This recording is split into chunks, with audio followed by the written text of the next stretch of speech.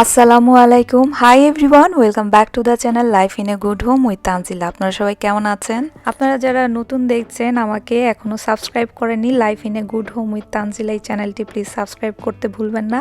আর পাশে যে এরকম ঘন্টার চিহ্ন আছে এটাতে ক্লিক করে রাখবেন, তাহলে হবে কি আমি যখনই ভিডিও দিব আপনারা নোটিফিকেশান পাবেন। আমার কিন্তু ইনস্টাগ্রাম পেজ আছে যেখানে আমি খুব অ্যাক্টিভ, সবসময় স্টোরি শেয়ার করি, পোস্ট শেয়ার করি। তো আমার সাথে সরাসরি কানেক্ট থাকতে চাইলে ইনস্টাগ্রামে ফলো করতে ভুলবেন না। আপনাদের যে কোনো প্রয়োজন আমাকে মেসেজ করতে পারেন, আমি কিন্তু খুব খুশি হয়ে আপনাদেরকে রিপ্লাই দিতে।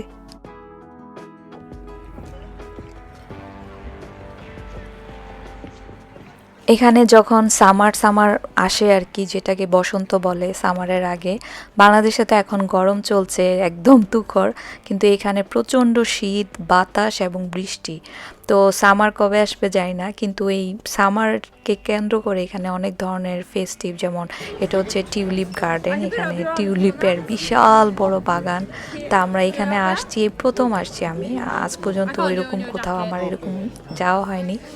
তো না বুঝে আমরা টিকিট করেছিলাম 1 মাস আগে, বুঝতে পারিনি যে একদম এপ্রিলের প্রথম সপ্তাহ এটা। তো ওই এপ্রিলের প্রথমের দিকে না প্রচুর বাতাস, শীত, একদম বৃষ্টি এরকম ছিল।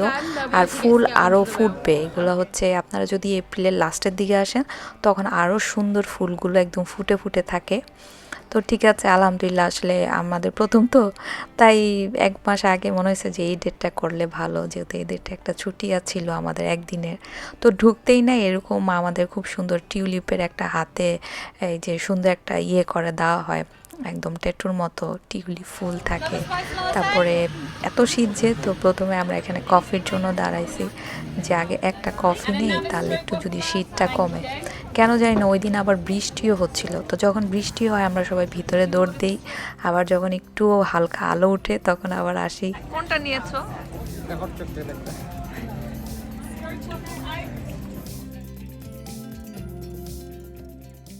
এটা যে টিউলিপ ফেস্ট, এটা বোঝার জন্য না একটু এদিক সেদিক মানে তাকাতে হয় না, একদম মানে এন্ট্রি করা থেকে শুরু করে সব জায়গায় ফুলের ছড়াছড়ি, ফুল দিয়ে স্বাগতম, মানে বালতিতে ফুল, মগে ফুল, ইভেন যে কফি শপ সেটার সামনেও এত সুন্দর ফুলের সাজানো। তো মানে সব জায়গায় শুধু আপনার টিউলিপ দিয়ে ভরা। নতুন এক্সপিরিয়েন্স, আবার নতুন দেখা, তাই কি যে ভালো লাগছিল। এই যে শীত যে এত, মানে নাকের পানি পড়ছে, বা শীতে অত ভালো চোখ বাতাসে তাকানো যাচ্ছে না, এত চোখ দিয়ে পানি পড়ছে। সারাক্ষণ সানগ্লাসে আসলে কালো লাগে, আমার সারাক্ষণ সানগ্লাস পরতে ভালো লাগে না। খোলা চোখে দেখলে না আসলে প্রকৃতি বোঝা যায় কোনটার কালার কি, সানগ্লাস থাকলে তো সবই কালো লাগে, কিন্তু তারপর না এত ভালো লাগছে এই জায়গাটা এসে। আর এত ফুল দেখে আমার তো ফুল অনেক ভালো লাগে। কোন ফুলটা যে সুন্দর না সেটাই মানে মনে হচ্ছে সব সুন্দর, সব মানে জীবন্ত এক একটা ফুল। এবং ওই ফুলের এক একটা মানে আইলের মধ্যে দেখা যায় কোনোটা হলুদ, কোনোটা লাল। আপনারা যারা গিয়েছেন হয়তো বা এই এক্সপিরিয়েন্স তো আপনাদের আছে।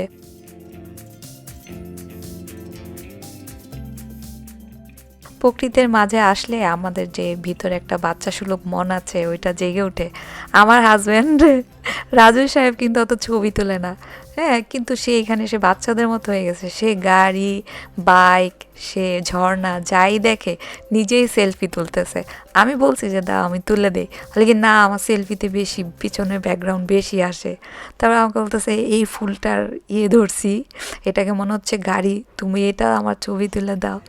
তো ওই যে বেশি মানে ভালো লাগলে আমাদের মন খুশি থাকে না, তো ওই দিন সাহেবের মনটা অনেক খুশি ছিল।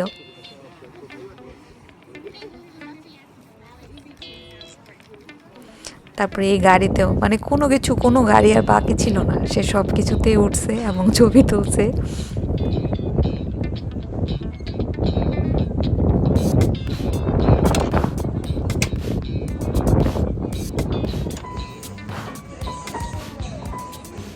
তারপরে এখন আমরা ভাবছি যে এখানে না খাবারের বেশ দাম, কিন্তু দাম হলো মোটামুটি সব খাবার এখানে আছে হালাল। তারপরে এই পিৎজা আমরা নিয়েছি, যে এটা বেশ মজা, একটু দাম কত 16 পাউন্ডের মতো এরকম, কিন্তু একদম গরম, খুব ভালো লাগছে। এই একটা খাবারই আমরা খেয়েছিলাম কফি ছাড়া।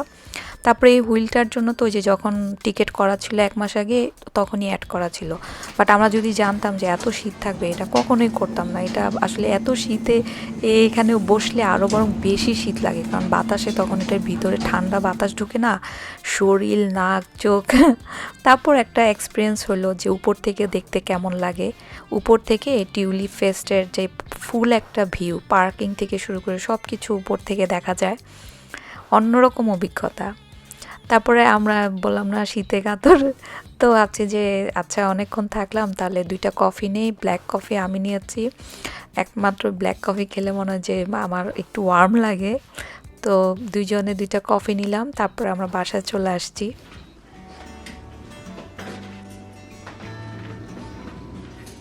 যারা আমাকে প্রতিনিয়ত মেসেজ করেন যে আপনার গরম মশলার রেসিপি কবে দিবেন, আমি এই দিনটার জন্য অপেক্ষা করছি। যে আমার যে মশলার যে ছোট ছোট বয়ামগুলো, এগুলা ভাবছি যখন শেষ হবে তাহলে আমি ক্লিন করে সব মশলা আমি এগুলাকে নিব, তখন আবার সব মশলা যখন বানাবো আপনাদের সাথেও শেয়ার।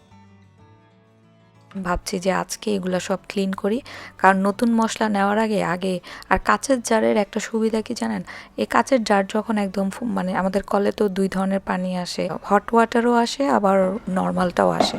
তো গরম পানি দিয়ে যদি ভিজিয়ে রাখি, তারপর যদি পরিষ্কার করে নেই না, গ্লাসের জারগুলোর একটা সুবিধা হচ্ছে একদম নতুনের মতো হয়ে যায়। তো এজন্য আমার গ্লাস কন্টেনার খুব পছন্দ। আমার সবই গ্লাস, আমার রেগুলার ব্যবহার যত জিনিস আছে গ্লাসের, আমার গ্লাস জার, তারপর গ্লাস বক্স, এগুলো কখনোই পুরনো মনে হয় না। এই যে আমি এখন ওয়াশ করব, একদম নতুনের মতো হয়ে যাবে। তো আমি এরকম ওই যে লবণের যে জারটা, এটাতে লবণ রাখি, একসাথে অনেক লবণ রাখা যায়। এখন আমি যে মশলাটা করব আপনাদের সাথে আগে প্রথমে এটা শেয়ার করি। এটা হচ্ছে 1 কাপের একটা মগ, হ্যাঁ 1 কাপ। আমি মেজারমেন্ট দেখাচ্ছি কারণ ইনস্টাগ্রামেও আমাকে কয়েকজন 2জন আপু মেসেজ করেছিল যে আপু এইটা আবার একটু দেখেন ভালো করে। তো এই যে এখানে ধনিয়া, আস্ত ধনিয়া আর হচ্ছে আস্ত জিরা। আমাদের সব বিশেষ করে এশিয়ান ফুডে তো ধনিয়া জিরা দেখা যায় লাগে, তো আমি না আলাদা আলাদা বয়মে রাখলে আমার জন্য একটু মনে হয় যে রান্নার সময় বেশি টাইম লাগে। তো এই জন্য আমি সমান অনুপাতে নেই হচ্ছে ধনিয়া, গোটা ধনিয়া আর হচ্ছে জিরা। 1 কাপ ধনিয়া নিচ্ছি আর এখন নিব 1 কাপ জিরা, নর্মাল জিরা। তো নিবু আছে, আমি গরম করব, কালো করে ভাজবো না, এটা আমি সব সময় বলি। মশলা কালো বা বেশি গরম ভাজলে ওইটা তখন মশলার রঙটা কালো হয়, তরকারিও কালো কালো দেখায়। আমিও একদম নিবু আছে ভাজবো, একটা ভাজার মিষ্টি গন্ধ যখন আসবে তখন আমি চুলা অফ করে দেবো, আর চুলায় হাঁড়িটা রাখবো, তাহলে হবে কি ওই ইয়েটা আরও সুন্দর মচমচে হয়। এখানে জার দেখেন শুকানোর পর কি নতুনের মতো লাগছে না, আবার কিন্তু 1-1.5 মাস পরে এগুলা আবার ময়লা হবে। তো এই যে এখন আমি হলুদ নিয়ে নিচ্ছি, হলুদ, মরিচের গুঁড়া। আর মরিচের গুঁড়াটা হচ্ছে আমি মরিচের গুঁড়া এবং কাশ্মীরি রেড চিলি যে পাউডার, 2টা একসাথে রাখি। আমরা নর্মাল মরিচের গুঁড়াটা কম রাখি, কাশ্মীরি রেড চিলিটা বেশি রাখি, তো তরকারির রং ভালো হয়। আর এমনিতে ওই নর্মাল যে মরিচের গুঁড়া ওইটা না খেয়ে কাঁচামরিচ খাওয়ার চেষ্টা করি বেশি আর কি। তো কাশ্মীরি রেড চিলিটা হচ্ছে একটু তরকারি রঙটা ভালো করে, দেখতে ভালো লাগে। এটা হচ্ছে 1/2 কাপ একটা ইয়ে, 1/2 কাপের একটা বাটি। তো আমি এখন যেটা করব এটা হচ্ছে গরম মশলা, যেটার জন্য আপনারা আমাকে অনেক কমেন্টস করেন, সরি দিতে দিতে লেট হলো। আর এখন যেহেতু সামনে ঈদ, আমার সব মশলা শেষ, তাই করছি। 1/2 কাপ হচ্ছে আপনার দারচিনি, আর হচ্ছে 1/2 কাপ হচ্ছে এলাচ, যেটা এটা হচ্ছে সবুজ এলাচ। তো সমান সমান দারচিনি এলাচি সমান সমান। আমার আম্মু এবং আমার শাশুড়িও বিয়ের পর দেখেছি, এখন তো আসলে অনেক কারি পাউডার অনেক কিছু বের হয়েছে, কত কিছু, কিন্তু আমার আম্মুর কাছে গরম মশলার গুঁড়া মানেই দারচিনি এলাচি ব্লেন্ড করে রাখা। তো এই একটা যে নর্মাল দারচিনি এলাচি গুঁড়া, এটা আমাদের বাসায় সব সময় থাকতো। গরম মশলা বলতে আমরা এটাই বুঝতাম। ইভেন মাকেও দেখছি, আমার শাশুড়ি এই যে দারচিনি এলাচির যে গুঁড়াটা, এটা এত সুন্দর ফ্লেভার, আপনি নর্মাল যে কোনো কিছুতে লাগে না যে একটু গরম মশলার গুঁড়া, এটা দিলে খুব ভালো ফ্লেভার আসে। অনেক মশলা ওই যে স্টার অ্যানিস এটা সেটা না দিয়ে, এই এখন অনেকে হাসবেন এটা কেমন গরম মশলা, শুধু দারচিনি এলাচি, খুব মিষ্টি একটা গ্রান আর কি। তো এটা হচ্ছে আমার একদম বেসিক ডে টু ডে যে গরম মশলা থাকে না এটা, এবং আমি বিগ ফ্যান অফ দিস মশলা। আমার এটা খুব ভালো লাগে, মিষ্টি। দারচিনি এলাচি সমান অনুপাতে নেবেন, আর বেশি কড়া করে ভাজবেন না। এখানে ধনিয়া আর জিরাও আমি ব্লেন্ড করে নিয়েছি, ধনিয়া জিরা আমার রেডি। আলহামদুলিল্লাহ, ঈদের মধ্যে আমার আর করতে হবে না। আর জিরা আমি আলাদা একটু ফাঁকি করে রাখি, ওইটা যদি নর্মাল কিছুতে লাগে। তো আমি পরে গরম মশলা করার আগে, এখন আমাদের এখানে না সন্ধ্যা হয়ে গেছে, আজকে আমি বিকালে আসছি কিচেনে। তো এই যে এখানে ফিলে ছিল, এটাকে বাসা মাছ বলে, বাসা, BASA এটার ইয়ে। তো আমি মাছটাকে এখন একটু ম্যারিনেট করছি, আদা রসুন অল্প, রসুনটাই বেশি আসলে। তারপরে হলুদ গুঁড়া, মরিচ গুঁড়া, ফ্রেশ ধনিয়া জিরা গুঁড়া, একটু লেবু দিলাম, তারপর লেমন যেটা, একটু ফিশ সসটা হালাল। আর এখন একটু আমি দিব হচ্ছে, এটা একটু ম্যারিনেট করে একটু মধুও দিব। মধু দিলে হয় কি, আপনার লেবুটা একটু টক না, মধুটা ব্যালেন্স করে।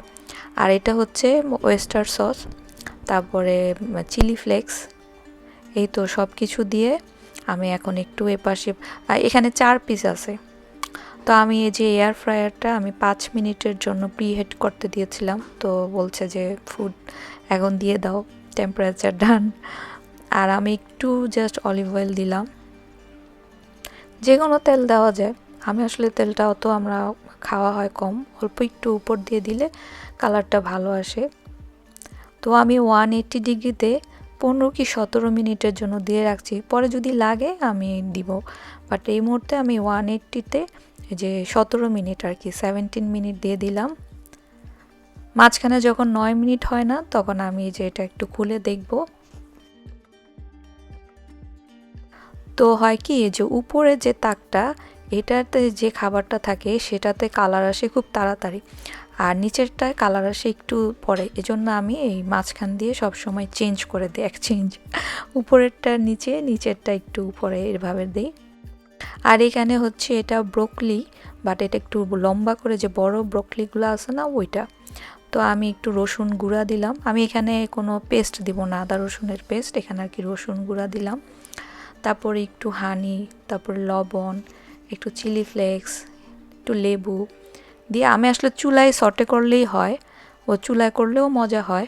যেহেতু এয়ার ফ্রায়ার অন হয়েছে, তা আমি ভাবছি যে ওইখানে দিয়ে দিয়ে চুলার না ইয়ে করি, আবার হাঁড়ি পাতিল না বের করি, যেহেতু কিছুক্ষণ পরে সাহেব আসবে, তা আমার বাসায় রান্না নেই। একটু আমি অলিভ অয়েল দিয়ে দিলাম, এই তো একটু টস করে তারপরে যে এখন আমি ফ্রাই হতে দিব। খুব বেশি সময় তো লাগে না, এটা আমি 12-15 মিনিটের জন্য দেই, মাঝখানে 5-6 মিনিটের সময় আবার একটু এদিক সেদিক করে দেই। দুপুরে তো ভাত খাওয়া হয়েছে, তো এই রাতের জন্য এগুলাই করলাম। চাইলে একটু আলু সিদ্ধ করে একটু ইয়ে করা যেত, স্ম্যাশ পটেটো, বাট আজকে আর সময় হয়নি। মশলা করলাম যে, কোটা ধোয়া এগুলা করতে করতে অনেকক্ষণ লাগলো, কিচেনের কিছু ক্লিন করলাম। তো এইখানে যে একটা সিম্পল, আপনারা হয়তো ভাবতে পারেন যে আমাদের কাছে এই মাছ নাই, এই মাছ না থাকলে যে কোনো মাছ দিয়ে আপনারা যদি এইভাবে আমি যেভাবে ম্যারিনেট করলাম না, চুলায়ও করেন, বিলিভ করেন, বরং আমার মনে হয় যে চুলায় করলে আরও বেশি স্বাদ আসে। তা এখন আমাদের এখানে প্রায় 8:30 বাজে, তো আমি খাবার নিয়ে আসছি, ভাবছি গরম গরম আছে যেহেতু খেয়ে ফেলি।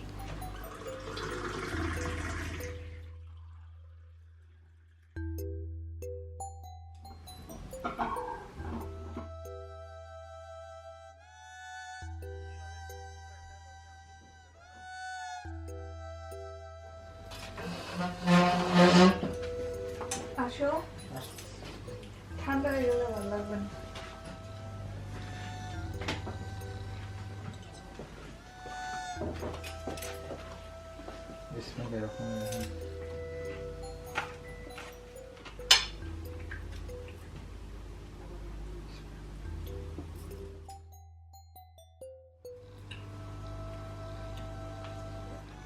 ফিশ প্লেটটা তো পুরো দুর্দান্ত, অনেক টেস্ট হয়েছে।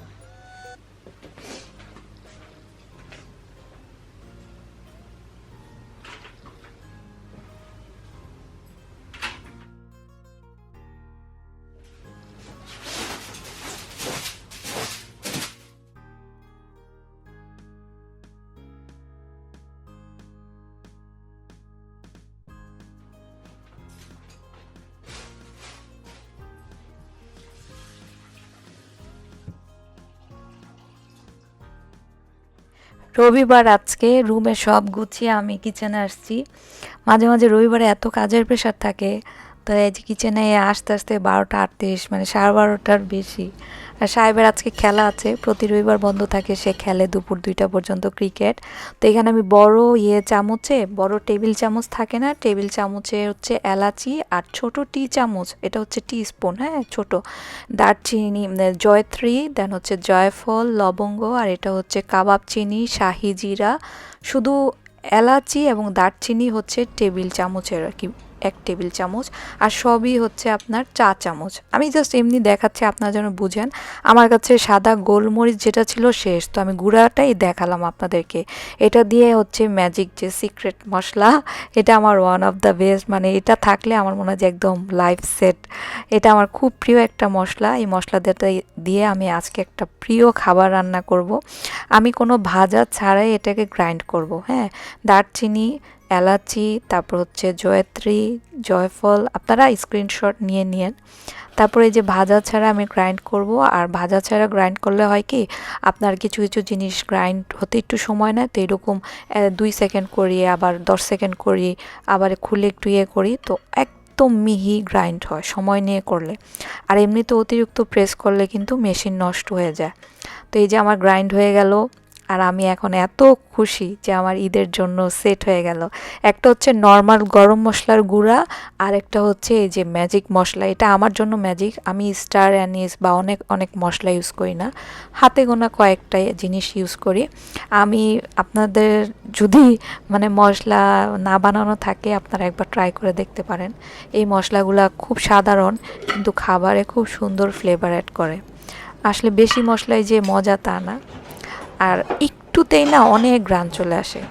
আমি আজকে যে রান্নাটা করব, এই রান্নার জন্য হচ্ছে আমি এখানে খাসির গোস্ত নিয়েছি। তো এইগুলাতে হাড়ও আছে, আর আবার সলিড গোস্তও আছে। তো আমি এগুলোকে ছোট ছোট টুকরা করে নিচ্ছি। আর এখন যে হাঁড়িটা বসালাম, এটাতে আমি সরিষার তেলে আজকে রান্না করব।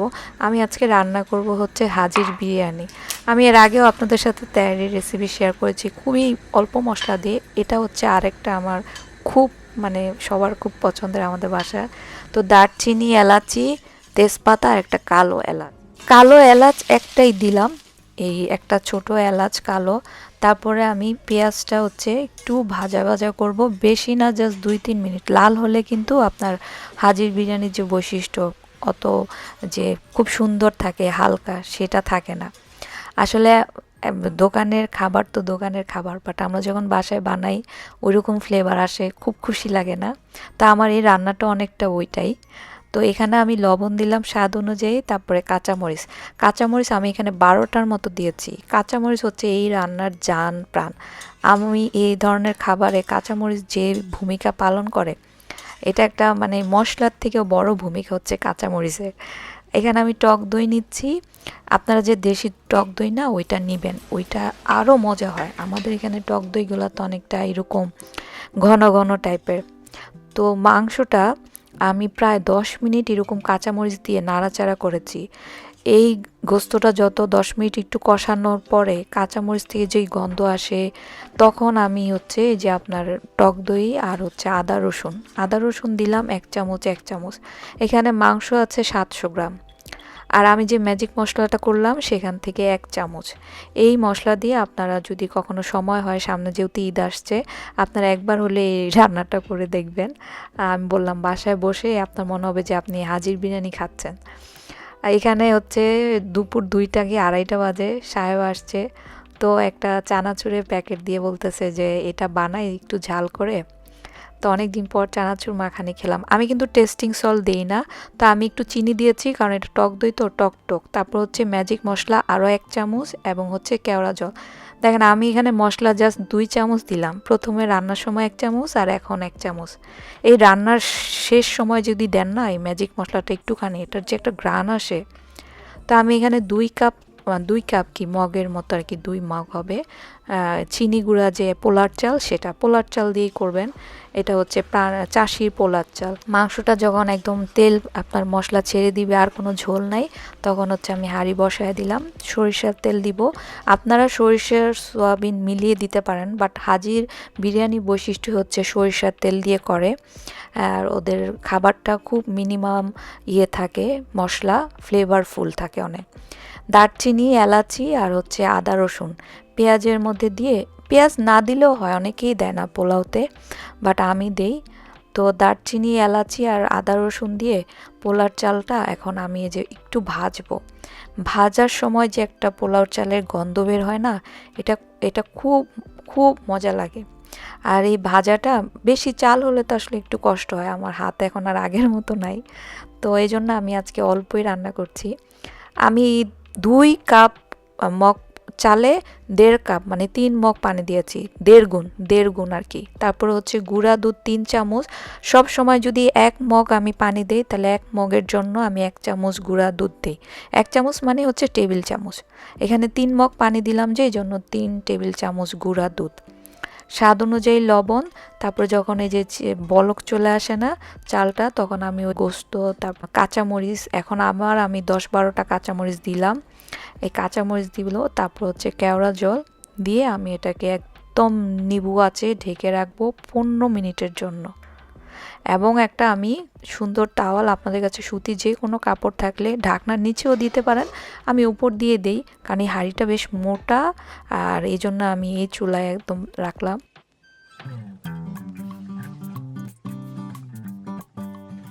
সালাদ ছাড়া কি হয়, একটু সালাদও করে ফেলছি। আমি আর কিচ্ছু করিনি, এই আইটেম করতে করতে, এই মশলা করে সময় হয়ে গেছে। জাস্ট দেখেন, ঢাকনাটা খুললাম আর মানে পুরাটা বাসায় ঘ্রাণে ভরে গেছে আমাদের আজকে, আলহামদুলিল্লাহ, মাশাল্লাহ। এত সুন্দর ফ্লেভার, এই যেমন, এবং মরিচগুলো দেখেন কেমন সুন্দর, মানে সবুজ সবুজ আছে। মাংসের যে মরিচ দিয়েছিলাম সেই মরিচগুলো একটু আধা ভাঙ্গা, আর পোলাওতে যে মরিচ দিলাম সেটা হচ্ছে একটু সবুজ সবুজ। এই যে এত অল্প মশলায় যে এত ফ্লেভারফুল খাবার তৈরি হয়ে যায় বাসায়, বাসায় রান্নার না এটা একটা সুবিধা, যে আপনার অল্প মশলায় চাইলে কিন্তু সব খাবার আপনি তৈরি করে ফেলতে পারেন। আর আমরা যে বলি না দোকানের মতো স্বাদ, দোকানের মতো স্বাদ, আসলে আমার মনে হয় যে বাসার খাবার তো অতুলনীয়, কারণ আপনি আপনার পরিষ্কার জিনিস, হাঁড়ি পাতিল, আপনি খাবার পরিষ্কার করে রান্না করছেন, আপনার তেল, তারপরে আপনি যা যাই ব্যবহার করছেন নিজের জন্য, সেটা তো আপনি সবসময় ভালোটাই ব্যবহার করছেন না, তাহলে এটা তো মানে সবসময় দোকানের থেকে আরও এগিয়ে থাকার কথা। হোম ফুডের সাথে কোনো কিছুর তুলনা হয় না। তো এখানেই যে আমার গরম গরম হাজির বিরিয়ানি রেডি। এই সালাডটা তা না থাকলে তো হবেই না, এই কুচানো যে সালাডটা, পেঁয়াজ, মরিচ, টমেটো দিয়ে একটা হাত দিয়ে মাখায়া, আমি আর কোনো আইটেম কিচ্ছু করিনি। এটা এমন একটা খাবার, আমি মানে জন্মের পর থেকে, আমি মুখে স্বাদ পাওয়ার পর থেকে আমার মনে হয় কি, আমাকে যদি আপনি 3 বেলা কেন প্রতিদিন বিরিয়ানি দেন, আমার মানে মানা নাই। আমি এত বিরিয়ানি পছন্দ করি, সেটা যে বিরিয়ানি হোক, মুরগি, খাসি, গরু। আমি আজকে মানে সাহেবের দিকেও তাকাচ্ছি না, আমি খাওয়া শুরু করে দিছি। এই যে সিদ্ধ করা যে মরিচগুলো থাকে না, ওগুলা ডলা দিয়ে খেতে এত ভালো লাগে। আর এখানে কাঁচামরিচের ঝাল থাকে না, আপনারা হয়তো ভাবতেছেন যে খুব ঝাল।